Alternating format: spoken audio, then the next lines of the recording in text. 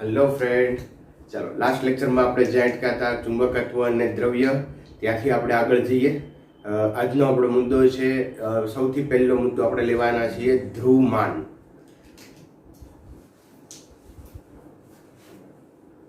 તો પહેલો પોઈન્ટ આપણો છે ધ્રુવમાન.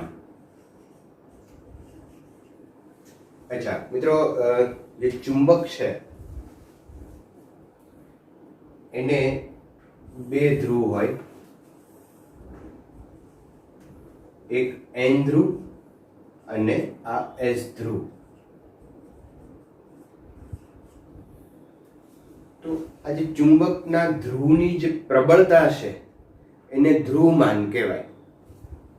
દાખલા તરીકે આપણે અહીંયા વિદ્યુત ભાર લ્યો તો એક ધન વિદ્યુત ભાર છે, બીજો એક ઋણ વિદ્યુત ભાર છે, માઇનસ ક્યુ અને પ્લસ ક્યુ. તો આ વિદ્યુત ભાર છે અને એના મૂલ્યને આપણે વિદ્યુત ભારનું મૂલ્ય કહીએ.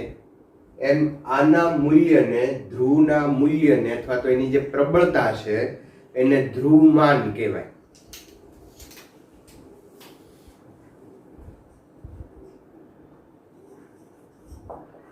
ચુંબકના ધ્રુવની પ્રબળતાને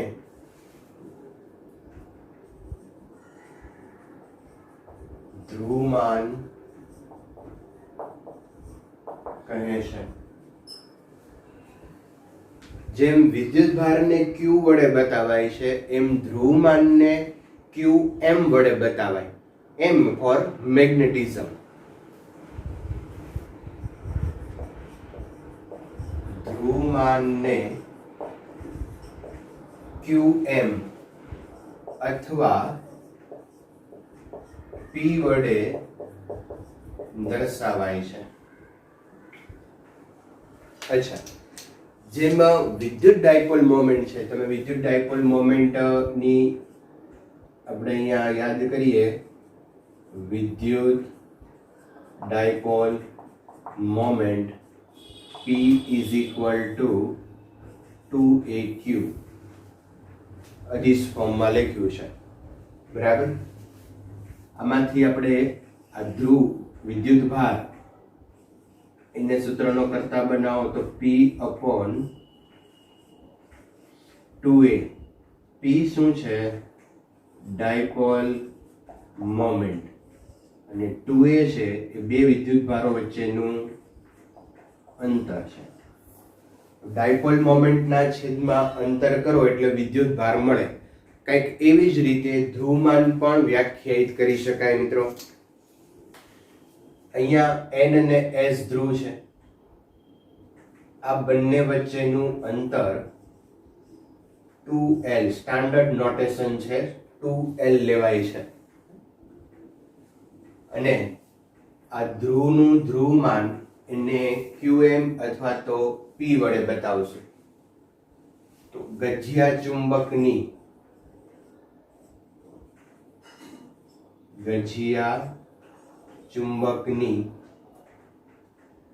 ચુંબકીય ડાયપોલ મોમેન્ટ ચુડામો, ચુંબકીય ડાયપોલ મોમેન્ટ ચુડામો બરાબર. ચુંબકીય ડાયપોલ મોમેન્ટને આપણે m વડે બતાવીએ છીએ. m is equal to આ બંને ધ્રુવો વચ્ચેનું અંતર મલ્ટીપ્લાય ધ્રુવમાન. મિત્રો કંઈક આ રીતે જ લખ્યું છે મેં, અંતર અને વિદ્યુત ભાર. અહીંયા અંતર અને ધ્રુવમાન. ધ્રુવમાનને આપણે કરતા બનાવીએ તો Qm is equal to m upon 2L. તો અહીંયા આના ઉપરથી વ્યાખ્યા આપી શકાય કે એકમ લંબાઈ દીઠ ચુંબકીય ડાયપોલ મોમેન્ટને ચુંબકનું ધ્રુવમાન કહેવાય. તો આ વ્યાખ્યા પણ આપણે યાદ રાખશું.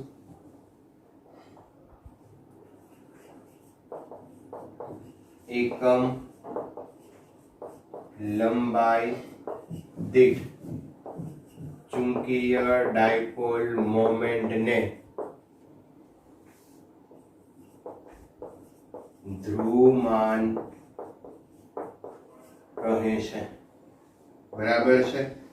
અચ્છા, હવે આ ધ્રુવમાનનો આધાર કોના ઉપર છે?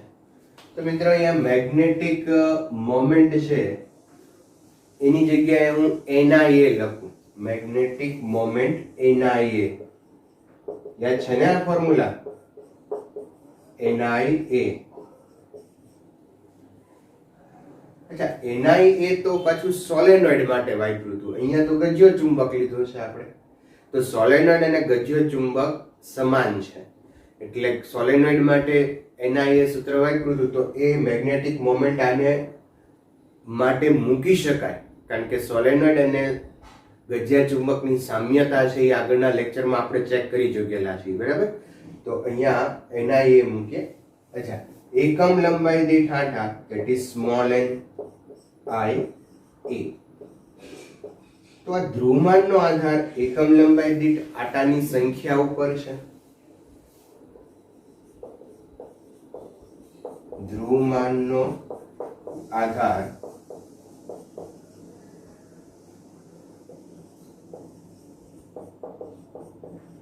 એકમ લંબાઈ દીઠ આંટાની સંખ્યા,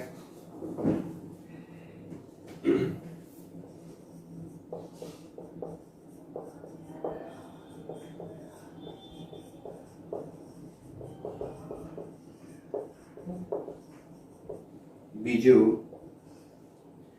આંટાની સંખ્યા એટલે જે દ્રવ્ય ઉપર આપણે ચુંબક બનાવવા માટે જે દ્રવ્યનો ઉપયોગ કરતા હોય એ દ્રવ્ય ઉપર પણ આધાર રાખે, દ્રવ્ય પર, લોખંડમાંથી બનાવો છો, મિશ્ર ધાતુમાંથી બનાવો છો, શેમાંથી ચુંબક બનાવો છો, એના ઉપર પણ આ ધ્રુવમાનનો આધાર રહેલો છે। અચ્છા, I પ્રવાહ, આ પ્રવાહ કયો? આમાં તો ક્યાં પ્રવાહ હોય? ગજ્ય ચુંબક છે, બાર મેગ્નેટ છે, એમાં તો કોઈ પ્રવાહ દેખીતી રીતે કોઈ પ્રવાહ નથી વહેતો, પણ મિત્રો આની થોડીક આપણે સૂક્ષ્મ રચના ઉપર જઈએ। જો ગજ્ય ચુંબક છે એ સામાન્ય રીતે મિશ્ર ધાતુ કે લોખંડમાંથી બનેલો હોય છે,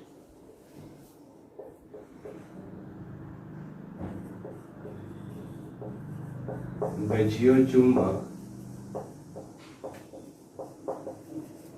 લોખંડમાંથી બને છે। લોખંડનો કોઈ ટુકડો છે એની રચના,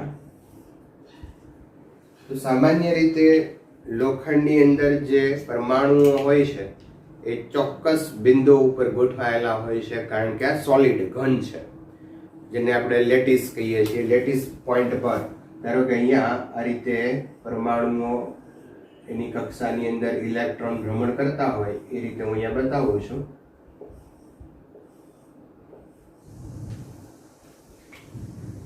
મિત્રો અહીંયા ઇલેક્ટ્રોનના જે ભ્રમણ છે એને કારણે ચુંબકીય મોમેન્ટ ઉત્પન્ન થાય, અને સ્પિન મોશન છે એને કારણે પણ ચુંબકીય મોમેન્ટ ઉત્પન્ન થાય, અને આ જે ચુંબકીય મોમેન્ટ ઉત્પન્ન થાય ને એ બધાયની અસ્ત વ્યસ્ત હોય છે। કોઈની ચુંબકીય મોમેન્ટ આ દિશામાં હોય, કોઈની આ દિશામાં હોય, કોઈ આ દિશામાં હોય,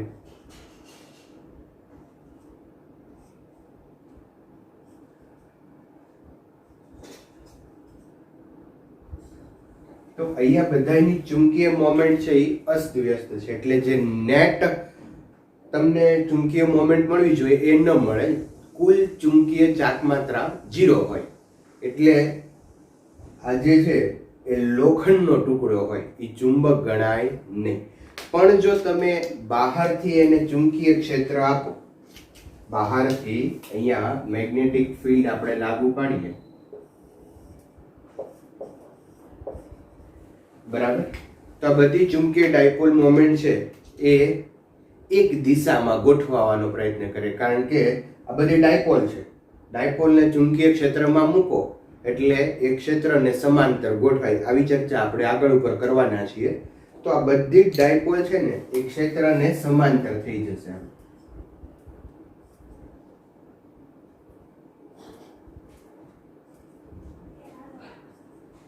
બરાબર. અને બધી ડાયપોલ ક્ષેત્રને સમાંતર થઈ જાય એટલે આમાં ઇલેક્ટ્રોનના જે ભ્રમણ છે ને એ બધા એક દિશામાં થવા મળશે. પહેલા એવી રીતે ભ્રમણ થતા હતા કે જેને કારણે ડાયપોલ અસ્તવ્યસ્ત હતી, પણ હવે ભ્રમણની દિશા બધાયની એક થઈ ગઈ. પરિણામે આનો ઇલેક્ટ્રોનનો પ્રવાહ, આનો ઇલેક્ટ્રોનનો પ્રવાહ, આમાં ઇલેક્ટ્રોનનો પ્રવાહ, આ બધા જ પરમાણુના ઇલેક્ટ્રોનના પ્રવાહ એક જ દિશામાં મળશે. એટલે એનો આપણે સરવાળો કરશું અને પરિણામે આ જે લોખંડ છે ને એ લોખંડની અંદર એક પ્રવાહ રચાય.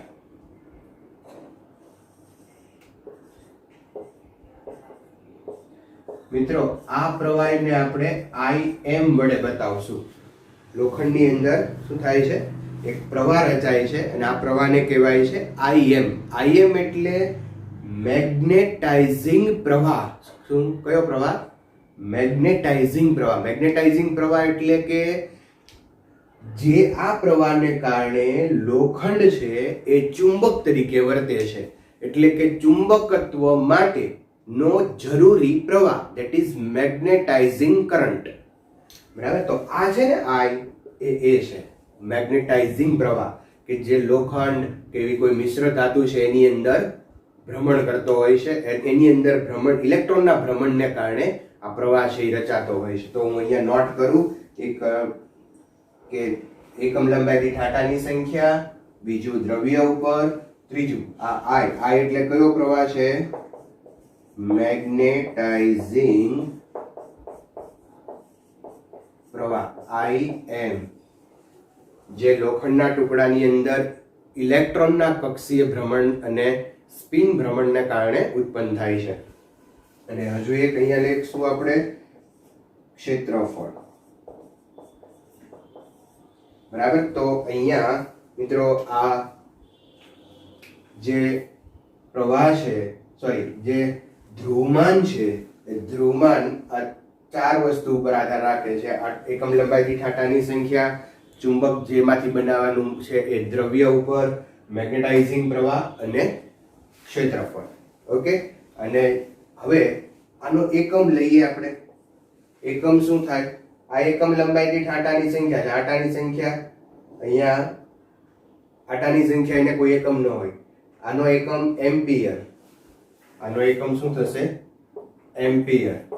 આ ક્ષેત્રફળ એટલે મીટર સ્ક્વેર અને છેદમાં અહીંયા 12 લંબાઈનો એકમ પાછો મીટર. એક મીટર મીટર કેન્સલ થઈ જશે. તો ધ્રુવમાનનો એકમ શું આવશે? AM. AM એટલે આનંદ મણિયાર? ના, એમ્પિયર મીટર. શું? Ampere meter. અચ્છા. અને છેલ્લી વાત કે ધ્રુવમાન છે એ અદિશ રાશિ છે. ધ્રુવમાન છે એ અદિશ રાશિ છે. ઓકે. હવે આ ધ્રુવમાન ઉપરથી આપણે મેગ્નેટિક મોમેન્ટ વ્યાખ્યાયિત કરીએ, જે અહીંયા મેં કરી છે, અને થોડીક વધારે સમજણ આપણે લઈએ, પણ આટલું નોટ કરી લ્યો.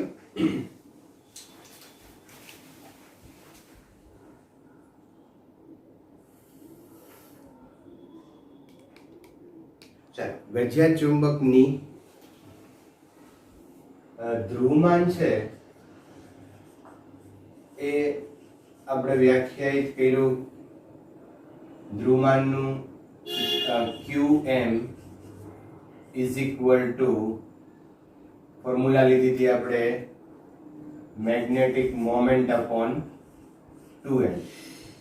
બરાબર. એકમ લંબાઈ દીઠ ચુંબકીય ડાયપોલ મોમેન્ટ એને ધ્રુવમાન કહેવાય. બીજી રીતે પણ ધ્રુવમાનને વ્યાખ્યાયિત થઈ શકે. જો અહીંયા ધારો કે એક ચુંબકીય ક્ષેત્ર છે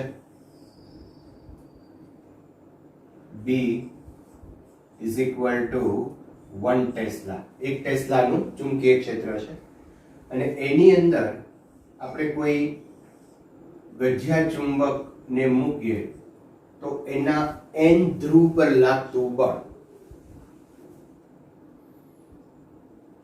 N અથવા તો S, કોઈ ધ્રુવ પર લાગતું બળ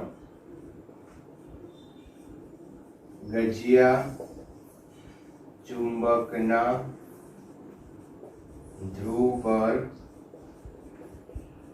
લાગતું બળ કેટલું હોય એ વિચારો. એ પહેલા હું તમને એક સિમ્પલ વાત કરી દઉં કે અહીંયા કોઈ વિદ્યુત ક્ષેત્ર છે મિત્રો.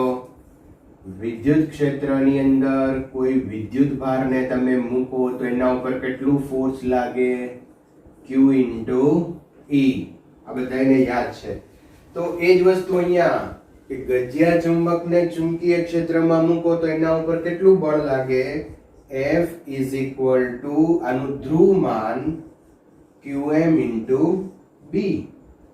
right? F is equal to Qm into B. જેવું સામે છે એ જ વસ્તુ અહીંયા લખી છે બરાબર. અને મેગ્નેટિક ફિલ્ડ જો તમે 1 ટેસ્લા લ્યો તો અહીંયા એકમ ક્ષેત્ર દીઠ ચુંબકના ધ્રુવ પર લાગતા બળને ધ્રુવમાન કહેવાય.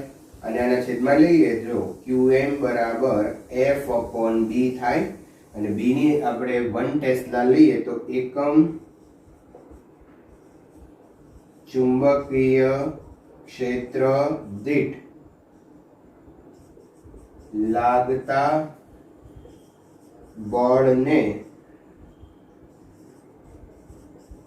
ધ્રુવમાન કહે છે. આ 1 હોય તો F is equal to Qm થઈ જાય. એકમ ક્ષેત્ર દીઠ લાગતા બળને ધ્રુવમાન કહેવાય. આ સૂત્ર પણ તમે યાદ રાખજો મિત્રો, ખાસ યાદ રાખવા જેવું છે બરાબર. ચાલો હવે ધ્રુવમાન ઉપરથી ચુંબકીય ડાયપોલ મોમેન્ટ પણ આપણે લખી શકીએ. ચુંબકીય ડાયપોલ મોમેન્ટ, ચુંબકીય ડાયપોલ મોમેન્ટ શેના વડે બતાવશું? m વડે. અને એની ફોર્મ્યુલા શું લખી શકાય? 2Lp અથવા તો Qm. 2Lqm યાદ છે ને? ચુંબકીય ડાયપોલ મોમેન્ટ 2Lqm બરાબર. જેમ ડાયપોલ મોમેન્ટ છે એ જ રીતે આ છે. અચ્છા, અહીંયા ડાયપોલ મોમેન્ટ છે એ સદિશ રાશિ છે.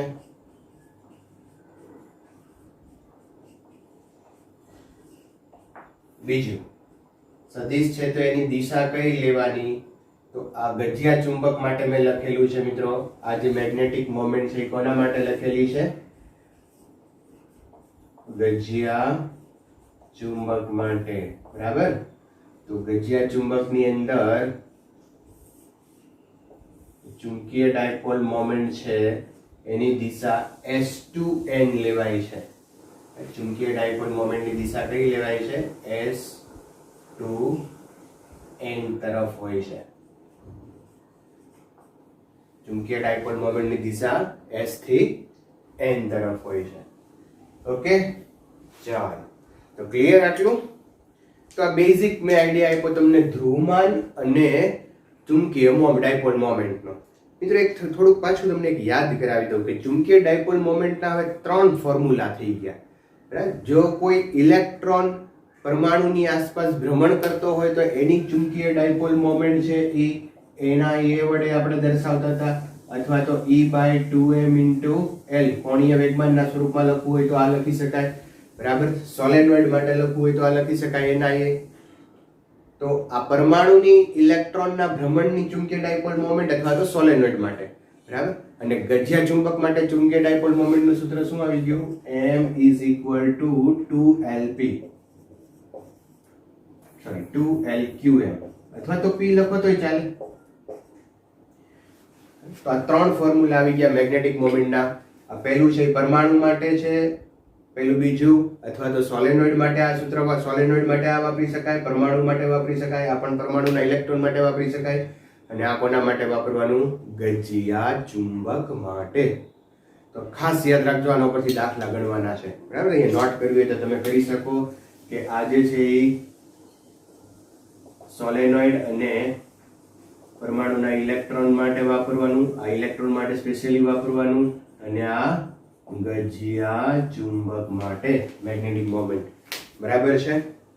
ઓકે, ચાલો હવે એક બહુ સરસ મજાનો પ્રશ્ન લઈએ. એકદમ ઈઝી ક્વેશ્ચન છે, પરીક્ષામાં પૂછી શકાય એવો છે.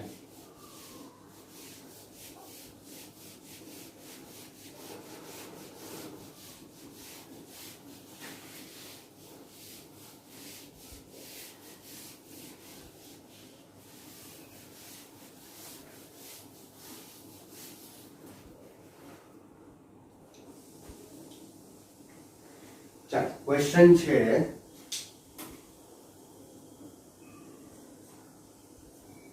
નિયમિત ચુંબકીય ક્ષેત્રમાં ચુંબકીય ડાયપોલ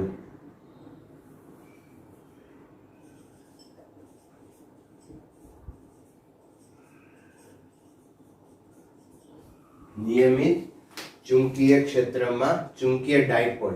અચ્છા, ચુંબકીય ડાયપોલ ને મૂકો તો એના ઉપર ટોર્ક લાગે છે. એ ટોર્ક નું ફોર્મ્યુલા આપણે મેળવવાની છે. બરાબર છે? જો તો અહીંયા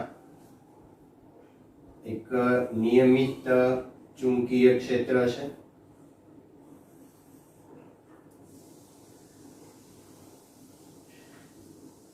બી ચુંબકીય ક્ષેત્ર રેખાઓ N માંથી નીકળે બહાર અને S માં દાખલ થતી હોય છે. N માંથી નીકળે અને S માં દાખલ થાય. આ ચુંબકીય ક્ષેત્રમાં એક ગજ્ય ચુંબક આપણે મૂકીએ.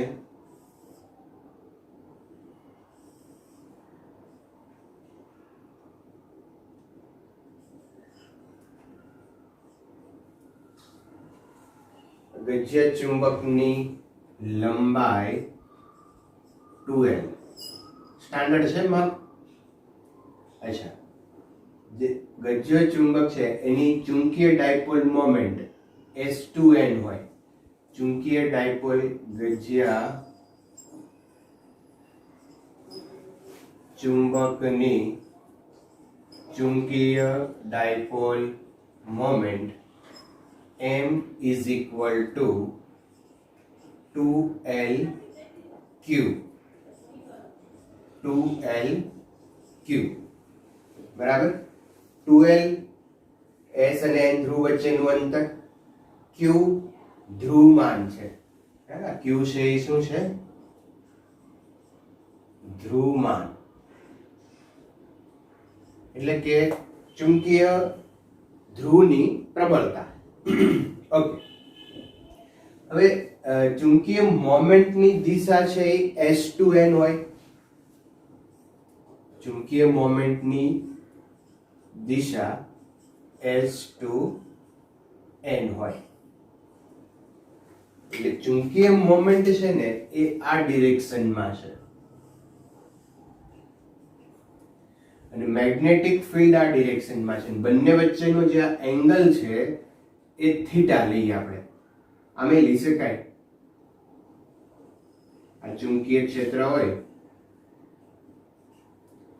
તો આ જે છે એ ચુંબકીય ડાયપોલ મોમેન્ટની દિશા, તો આ એંગલ છે એ થીટા. તો બીજી નોટ આપણે લખી નાખીએ કે જે થીટા છે, થીટા એ ચુંબકીય ડાયપોલ મોમેન્ટ ચુડામો અને ચુંબકીય ક્ષેત્ર B વચ્ચેનો કોણ છે. બરાબર છે? ઓકે, સમાન ચુંબકીય ક્ષેત્રમાં તમને આ ચુંબકીય ડાયપોલ મોમેન્ટ, ગજ્ય ચુંબક કયો કે ચુંબકીય ડાયપોલ મોમેન્ટ કહી શકાય. આગળના લેક્ચરમાં એવું જોઈ ગયા છીએ આપણે, બરાબર? ગજ્યા ચુંબકને ચુંબકીય ડાયપોલ મોમેન્ટ કહેવાય. તો સમાન ચુંબકીય ક્ષેત્રમાં ડાયપોલને મૂકવામાં આવે તો એના પર ટોર્ક લાગે છે અને ટોર્ક આપણે મેળવવું છે. બરાબર? ચાલો, તો સમાન ચુંબકીય ક્ષેત્રમાં અહીંયા ચુંબકીય ક્ષેત્રમાં એક N ધ્રુવ આવ્યો, બીજો S ધ્રુવ આવ્યો. તો N ધ્રુવ ને S ધ્રુવ પર બળ લાગવાના લાગે.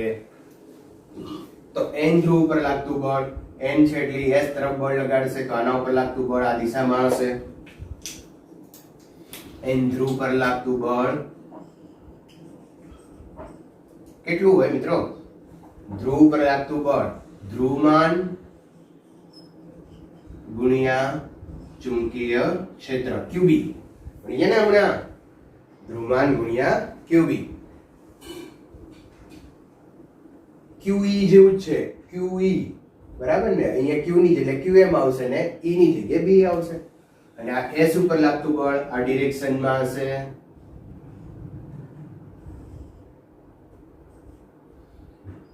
અહીંયા આ ડિરેક્શનને માઈનસ લઈ શકો, QM ઇન્ટુ B. S ઉપર લાગતું બળ વિરુદ્ધ દિશામાં હશે. તો અહીંયા S N ઉપર લાગતું બળ QM ઇન્ટુ B, S ઉપર લાગતું QM ઇન્ટુ B. બંને ઉપર બળના મૂલ્યો સમાન હશે, ખાલી દિશા પરસ્પર વિરુદ્ધ છે. હવે જુઓ તો આ બંને બળોની કાર્ય રેખા એક બિંદુમાંથી પસાર થતી નથી, એટલે આવા બળો છે એ બળ યુગ્મની રચના કરે, એટલે ટોર્કની રચના કરે.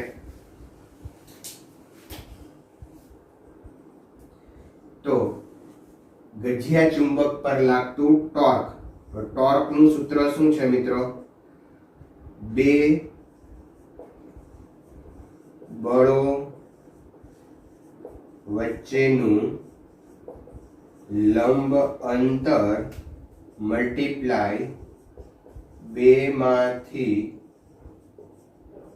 એક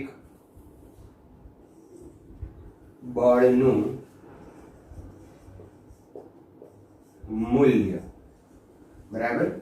ચાલો, તો બે બળો વચ્ચેનું લંબ અંતર આપણે અહીંયા એક સાઈડમાં મેળવી લઈએ. જો આ બે બળો છે અને એની વચ્ચેનું લંબ અંતર કયું થશે જોવો તમે. આ થાય બે બળો વચ્ચેનું લંબ અંતર. આ બળ એક પાછળ લંબાવી દીધું, આ બળ આમ છે, તો બે બળો વચ્ચેનું આ લંબ અંતર થઈ ગયું. અને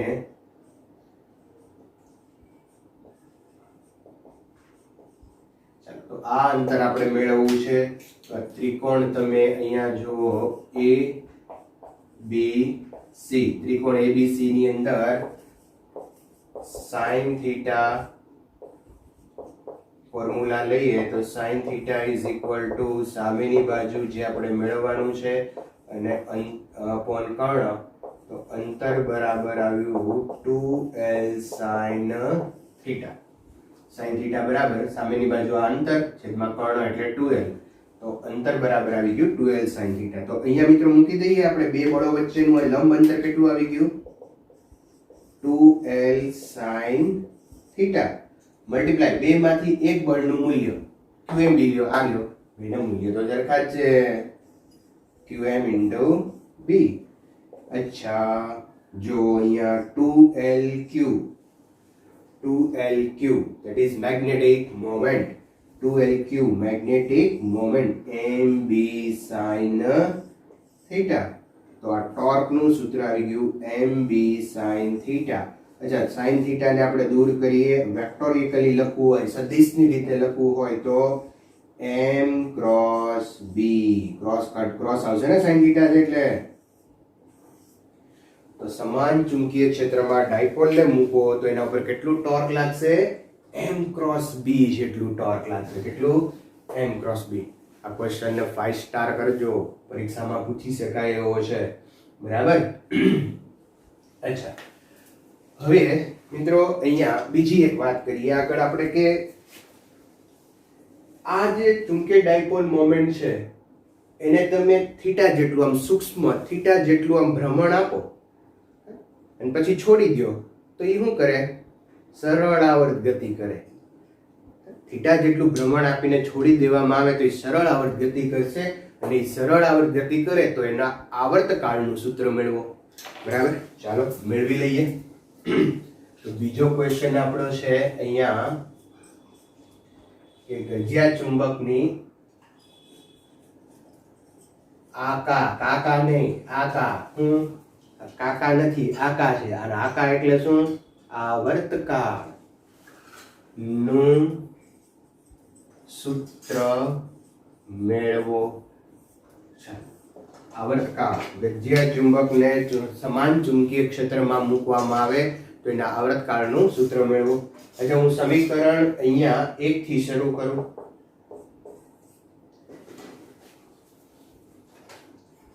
tau is equal to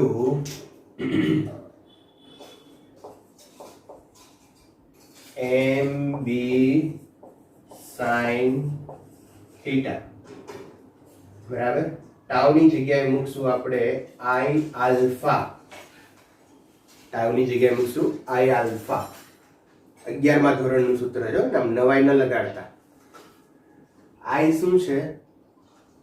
વિદ્યુત પ્રવાહ ના, જડત્વની ચાક માત્રા, અને આલ્ફા છે એ કોણીય પ્રવેગ, is equal to mb theta. Theta નાનો હોવાથી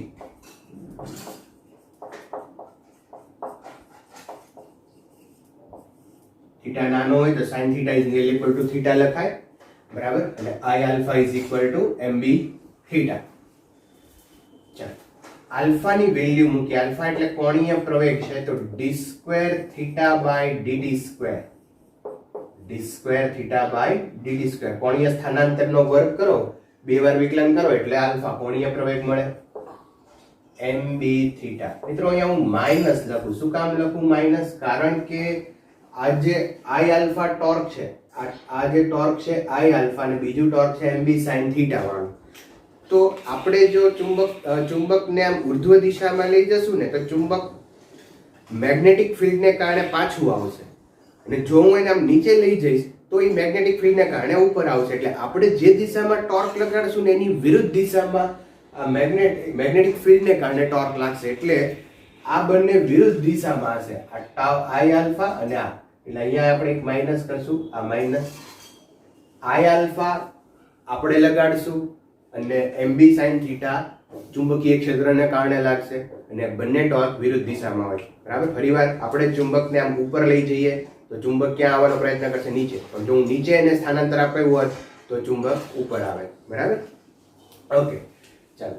તો d square theta by dt square is equal to minus mb upon i into theta. આ સમીકરણને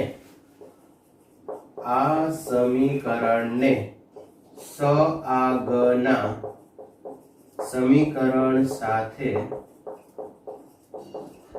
સરખાવતા, કોણીય સરળ આવર્ત ગતિ ના સમીકરણ સાથે સરખાવીએ તો કોણીય સરળ આવર્ત ગતિનું સમીકરણ છે d square theta by dt square is equal to minus omega square theta. ચાલો, d square theta by dt square તો અહીંયા છે જ, માઇનસ છે, થીટા છે, તો ઓમેગા સ્ક્વેર બરાબર શું આવી ગયું? mb upon i. Omega square બરાબર mb અપોન i, અને ઓમેગા બરાબર આપણે લઈએ તો under root mb upon i, બરાબર. ઓમેગા ની કિંમત મૂકીએ 2πf, તો 2πf બરાબર under root mb upon i, અને f is equal to 1 upon 2π under root mb upon i. અને f આવૃત્તિની બદલે આવર્તકાળ લખવો હોય તો સીધું લખી શકો તમે i અપોન mb. તો આ આવી ગયું આવર્તકાળનું સૂત્ર. એટલે મિત્રો i શું છે? જડત્વની ચાક માત્રા છે. i શું છે? અહીંયા i બરાબર જડત્વની ચાક માત્રા છે. અચ્છા, i ની કિંમત છે એ ml સ્ક્વેર બાય 12 લેવાય. કારણ કે અહીંયા ગજ્યો ચુંબક એક સળિયા જેવું કામ કરે છે. ગજ્યો ચુંબક છે એ સળિયા જેવું કામ કરે છે, અને એ ક્યાંથી ભ્રમણ કરશે? એના મધ્ય બિંદુને અનુલક્ષીને ભ્રમણ કરશે, એટલે ml સ્ક્વેર બાય 12. પણ જો ગજ્યો ચુંબક આ એના છેડાની અક્ષને અનુલક્ષીને ભ્રમણ કરતો હોય તો ml સ્ક્વેર બાય 3 લેવાય, બરાબર. અહીંયા ml સ્ક્વેર બાય 12 લેવું પડે, કારણ કે એના સેન્ટર કેન્દ્રને અનુલક્ષીને ભ્રમણ કરે છે. ઓકે, તો આ બે સૂત્ર ફોર્મ્યુલા છે એ લખી લો. હજુ આપણે થોડાક આગળ જઈએ મિત્રો. તો એક છેલ્લા મુદ્દા તરફ જઈએ આપણે, સ્થિતિ ઊર્જા. હવે ડાયપોલને અહીંયા સમાન ચુંબકીય ક્ષેત્રમાં મૂકેલી છે, તો એની સ્થિતિ ઊર્જા કેટલી થાય? અચ્છા, અહીંયા આપણે એને થીટા જેટલું ભ્રમણ આપીએ તો જે કાર્ય છે એ સ્થિતિ ઊર્જામાં પરિણામે. તો આપણે આ રીતે લખી શકીએ કે W અથવા તો સ્થિતિ ઊર્જા u is equal to integration tau into d theta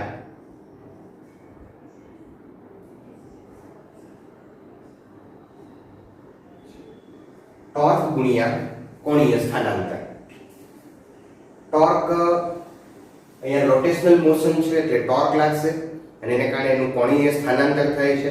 તો કાર્ય અથવા તો ઊર્જા છે એ આપણે ટોર્ક ગુણ્યા d થીટા કરવાથી મળી જાય. ટાઉ ટોર્કની વેલ્યુ છે mb sin theta integration mb sin theta into d theta. mb constant બહાર લઈ લેશું. sin થીટા નું થઈ જશે માઈનસ cos થીટા. તો ફાઇનલી અહીંયા આવી જશે માઈનસ mb cos થીટા. તો મિત્રો આ સ્થિતિ ઊર્જા આવી ગઈ. ડાયપોલને સમાન ચુંબકીય ક્ષેત્રમાં મૂકવામાં આવે તો એની સ્થિતિ ઊર્જા માઈનસ mb cos થીટા જેટલી હોય. અચ્છા, અહીંયા એક સિચ્યુએશન આપણે જોઈએ. Suppose theta is equal two 0 લઈએ તો cos 0 ની વેલ્યુ થાય 1. સ્થિતિ ઊર્જા થશે માઈનસ mb. માઈનસ mb નો અર્થ થાય મહત્તમ ઋણ, અથવા તો એમ કહેવાય કે સંતુલન સ્થિતિમાં છે. ડાયપોલ છે એ સ્થાયી સંતુલન સ્થિતિમાં છે કારણ કે એની સ્થિતિ ઊર્જા છે ને એ ઋણ છે. ઋણ સ્થિતિ ઊર્જાનો અર્થ એમ થાય બંધન ઊર્જા, અથવા તો એ ચુંબકીય ક્ષેત્રના બંધનમાં છે, એ મૂવમેન્ટ નથી કરી શકતું. કારણ અહીંયા થીટા છે એ 0 છે એટલે ડાયપોલ ક્ષેત્રને સમાંતર હશે. જો અહીંયા ડાયપોલ ક્ષેત્રને સમાંતર હોય તો થીટા બરાબર અહીંયા તમે 0 મૂકો એટલે ટોર્ક તો લાગતું નથી. તો ડાયપોલ એમને અહીંયા ચુંબકીય ડાયપોલ થી એમને ક્ષેત્રને સમાંતર રહેશે. તો એની જે સ્થિતિ ઊર્જા છે ને એ મહત્તમ ઋણ થઈ. મહત્તમ ઋણનો અર્થ થાય સંતુલન સ્થિતિમાં છે. હલનચલન નહીં કરીએ કે કારણ કે કોઈ ઊર્જા જ નથી. એક તો નથી અને પાછી છે એ પાછી કેવી છે? ઋણ છે. તો એ કોઈ મૂવમેન્ટ બતાવી શકશે નહીં. તો અહીંયા યાદ રાખજો કે સ્થિતિ ઊર્જા માઈનસ છે એટલે કે ડાયપોલ સંતુલન સ્થિતિમાં છે.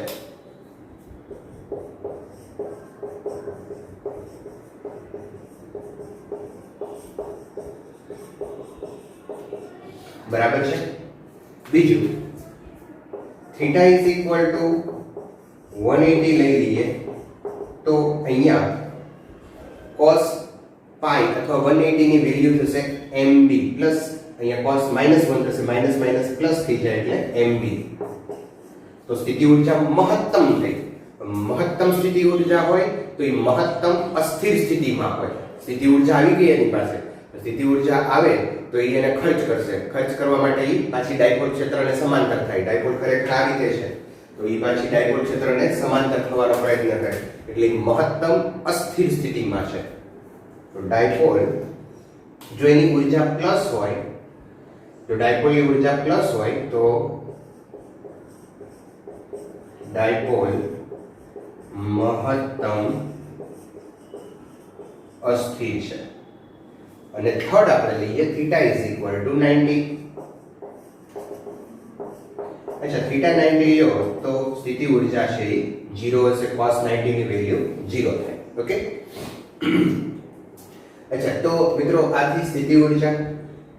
આગળ એક વાત કરી લઈએ કે ધારો કે આ જે ડાયપોલ છે ને થીટા 1 થી થીટા 2 જેટલું ભ્રમણ આપવું છે તો કાર્ય કેટલું કરવું પડે? તો એક નોટ્સ અહીંયા લખીએ કે સમાન ચુંબકીય ક્ષેત્રમાં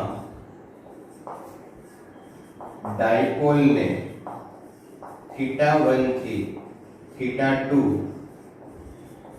ભ્રમણ આપવા માટે થતું કાર્ય. અચ્છા, ઊર્જાને આપણે કાર્ય તરીકે લઈ શકાય તો અહીંયા આ જ વસ્તુને લઈએ. W is equal to integration theta 1 to theta 2 mb sin theta. Okay, theta 1 to theta 2 mb sin theta. બરાબર. ચાલો ફરી પાછું અહીંયા mb કોન્સ્ટન્ટ બહાર લઈ લેશું. sin થીટા નું થઈ જશે માઇનસ cos થીટા અને લિમિટ લેશું theta 1 to theta 2 mb minus cos theta 2 અને minus minus plus cos theta 1 અને માઇનસ આપણે 12 અહીંયા માઇનસ cos થીટા માઇનસ 12 લઈ લઈએ તો માઇનસ mb અથવા તો 12 નો લ્યો તો આમનામ રાખો તો એ ચાલશે. સીધું લખીએ આપણે mb is equal to cos theta 1 minus cos theta 2 is equal to w. તો w is equal to mb cos theta 1 minus cos theta 2. હું એક પ્રોબ્લેમ અહીંયા આપું છું, તમે વિડિયો છે એને પોઝ કરી અને એને સોલ્વ કરવાનો પ્રયત્ન કરજો અને એની મને કોમેન્ટ લખજો જવાબ શું આવે છે. ડાયપોલને